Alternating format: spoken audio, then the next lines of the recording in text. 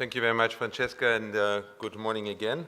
Thanks for being so disciplined about the shorter coffee break. Fantastic. I want to basically build on the conversation that we had before coffee, and really a lot of challenges have been identified. A lot of the big challenges have been identified: resources, efficiencies, etc.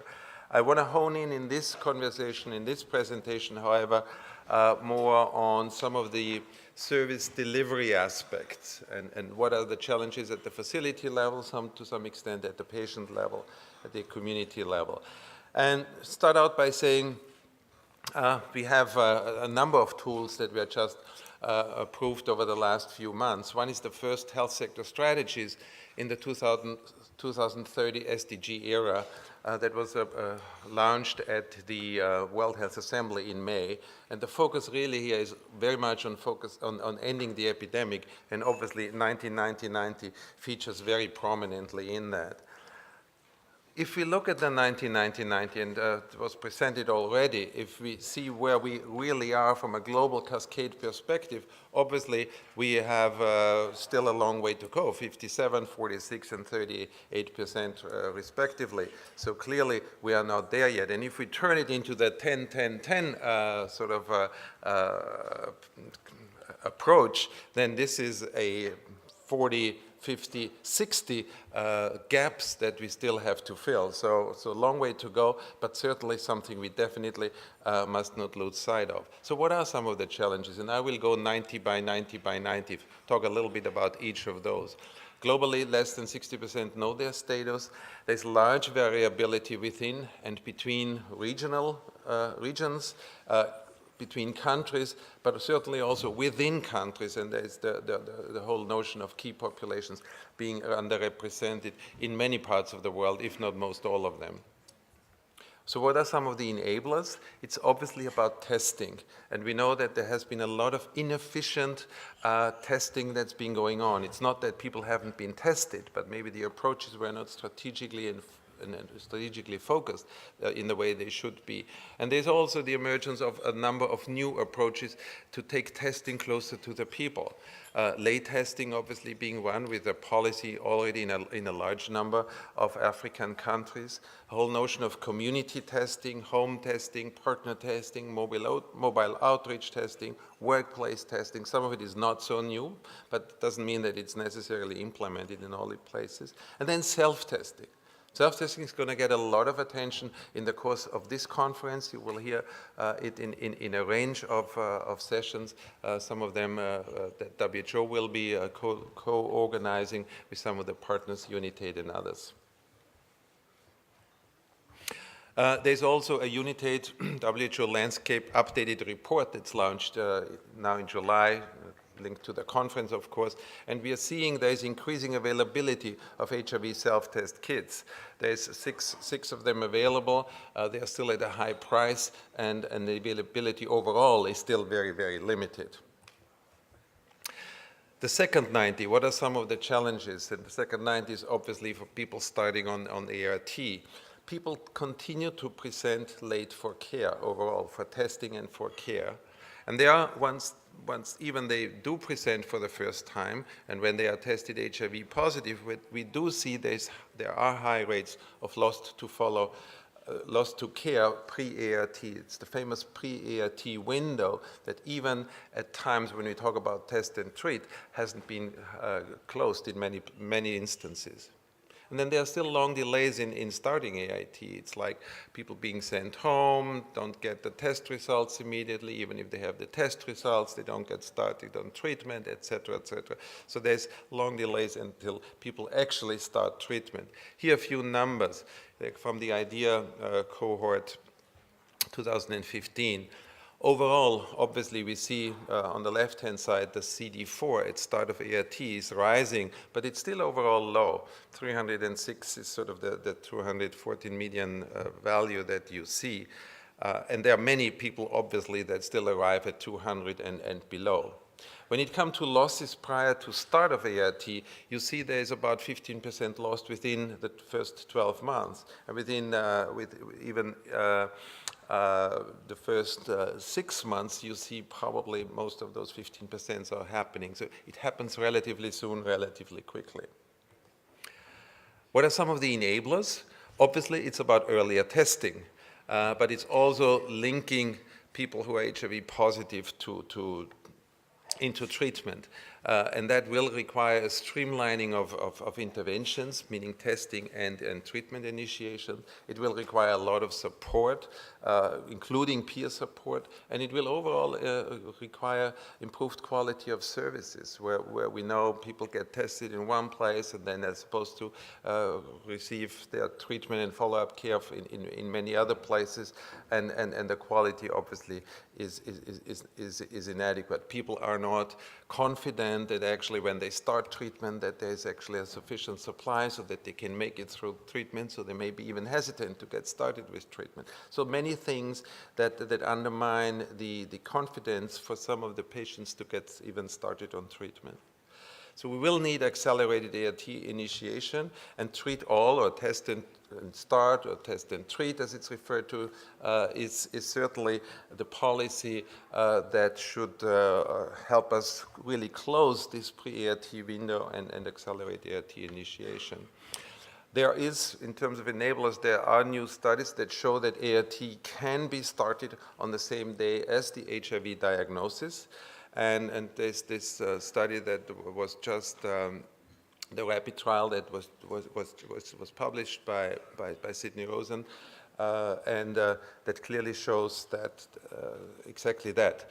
In terms of WHO's positions, obviously we very much emphasize that the effort should be made to reduce the time between HIV diagnosis and ART initiation, based on an assessment of a person's readiness. So really start the dialogue immediately, start it very quickly, but also really look at certain patient factors to assess the readiness of that person. In terms of the policy uptake of treat all, or test and treat, if you wish, it has been actually quite rapid since the launch of the recommendations in December last year. And you see the green countries are treat-all countries, and the light green countries are those countries that have been telling WHO that they're going to make a policy change before the end of this year, before the end of 2016.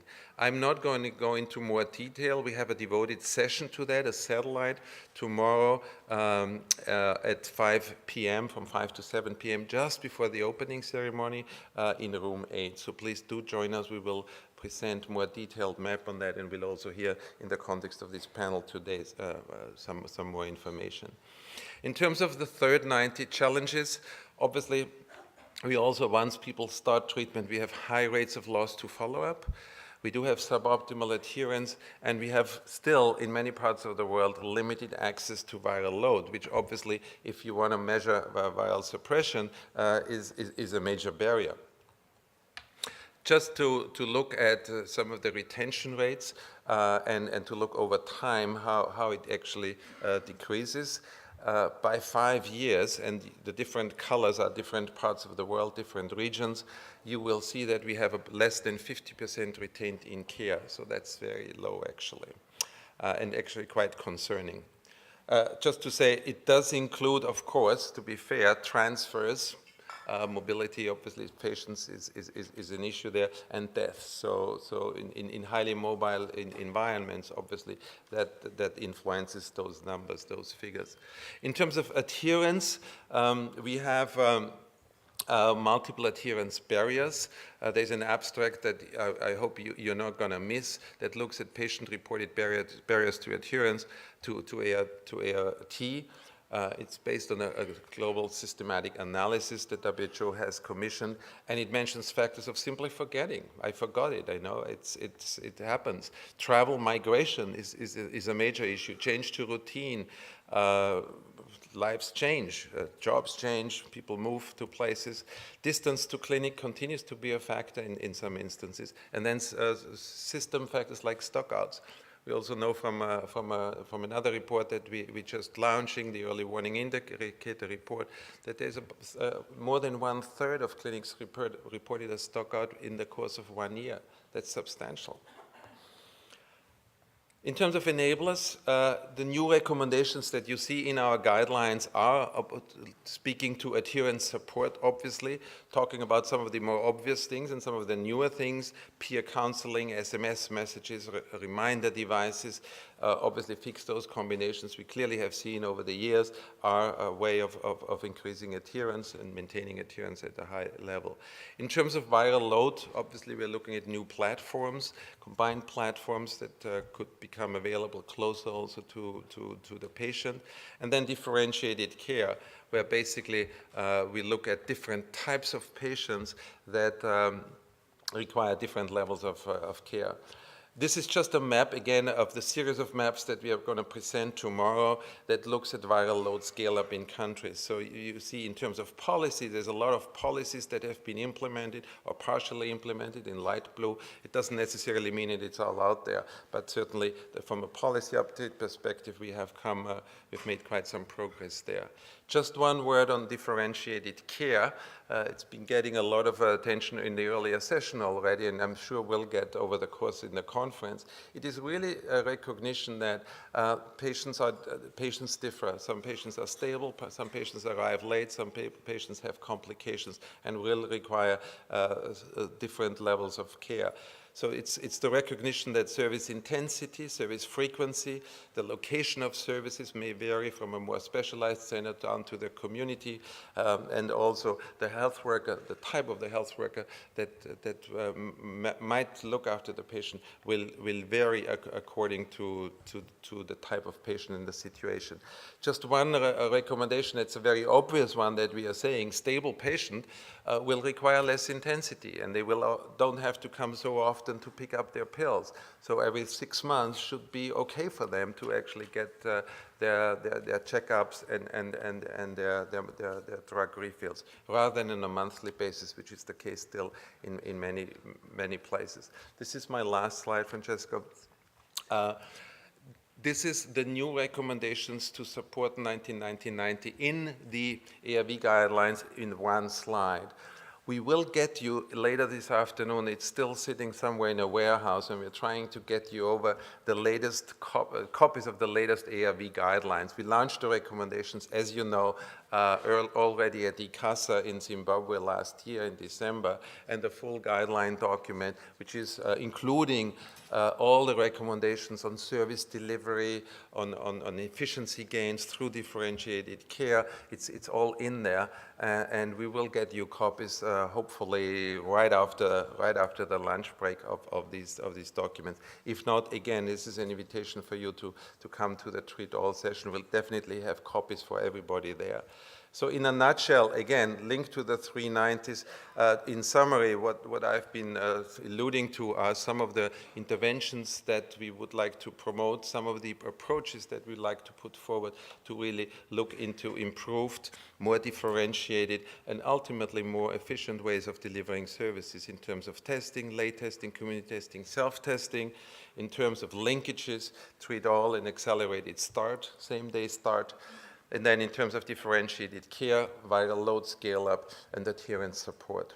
That's all I have to say about the guidelines. Clearly, they need to be seen in a broader programmatic context. There are many other issues that I wasn't able to talk to. The development of quality of services overall, the sort of attention to quality also to reduce drug resistance, and measuring early warning indicators to avoid that drug resistance actually increases. We are also launching an early warning indicator report that shows a lot of information collected over a number of years that demonstrate that quality concerns are major in many programs and will require more attention over the years to come. Thank you.